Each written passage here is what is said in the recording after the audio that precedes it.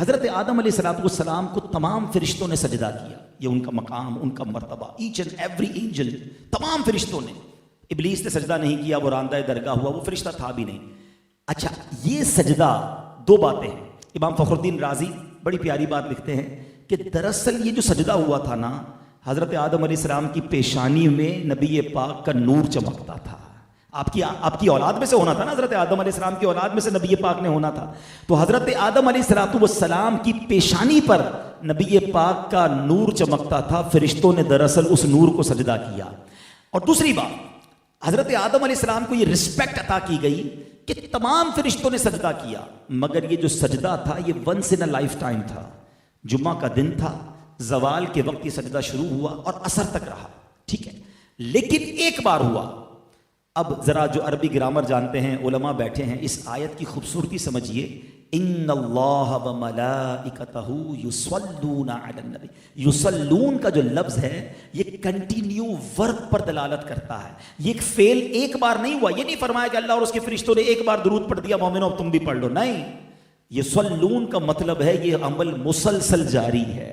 ہر وقت نبی پاک کی بارگاہ میں فرشتے درود بھیج رہے ہیں، اللہ رحمت نازل فرما رہا ہے. یہ ڈفرینشیٹ کرنا بھی ضروری ہے. اللہ کا درود بھیجنا اور ہے، فرشتوں اور ہمارا درود پڑھنا اور ہے. ہم التجا کرتے ہیں اللہ کی بارگاہ میں، یا اللہ ان پر رحمتیں بھیج دے، اور اللہ نبی پاک پر رحمتیں مسلسل برسا رہا ہے. پورے قرآن میں کوئی ایک حکم ایسا نہیں ہے جس پہ رب فرمائے میں بھی کرتا ہوں، فرشتے بھی کرتے ہیں، میرے بندو تم بھی شامل ہو جاؤ. یہ فقط درود پاک کا عمل ہے جو رب فرما رہا ہے کہ رب بھی ان پر درود نازل فرما رہا ہے، رحمتیں نازل فرما رہا ہے، فرشتے بھی درود بھیج رہے ہیں، میرے بندو تم بھی شامل ہو جاؤ. اب ذرا غور کیجئے کہ ہمارے آقا علیہ السلام کو ہمارے درود کی حاجت ہے؟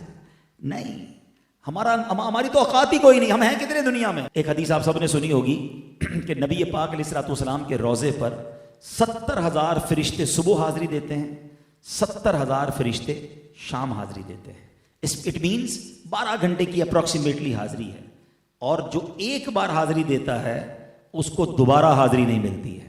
بڑا زبردست ریلیونٹ کوشچن ہے کہ جناب فرشتے تو معصوم ہیں، گناہ ہی نہیں کرتے، ایک بار حاضری وہ بھی 12 گھنٹے کی، ذرا زیادہ ٹائم دیا جاتا یا دوبارہ ریپیٹ حاضری دی جاتی. اس کی وجہ کیا ہے؟ سبحان اللہ.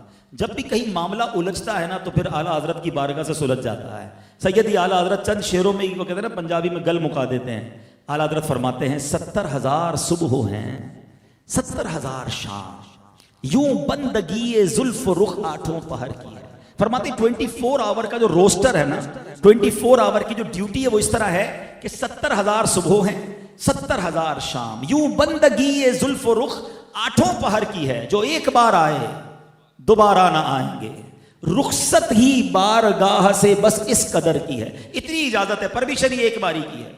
تو وہی سوال ہے کہ وجہ کیا ہے، ریزن کیا ہے؟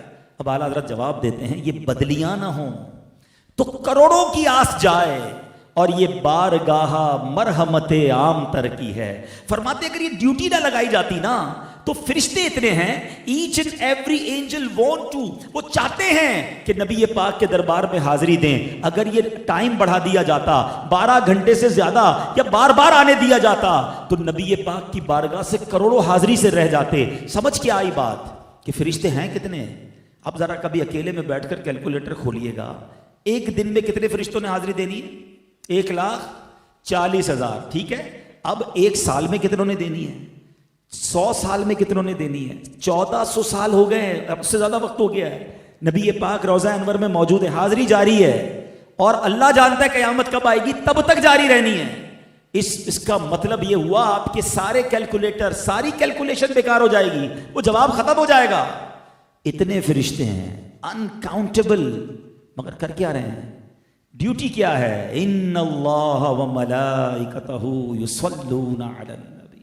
یعنی نبی پاک پر اربوں خربوں بھی لفظ تھوڑا ہے، اتنے درود روزانہ منٹ منٹ پہنچ رہے ہیں.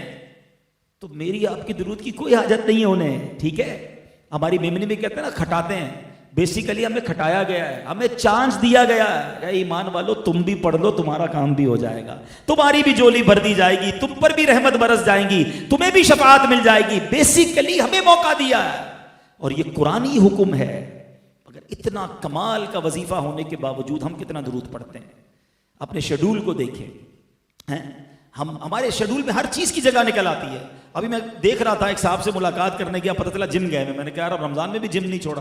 جم تو ضروری ہے نا صحت کے لیے, یعنی آپ نے جو ضروری ہے وہ سب شامل رکھا. پورے دن میں درود ٹائم کیا رکھا آپ نے؟ نہ کریں ایسا, درود کے بغیر زندگی نہ گزارے. یہ قرآنی آرڈر ہے.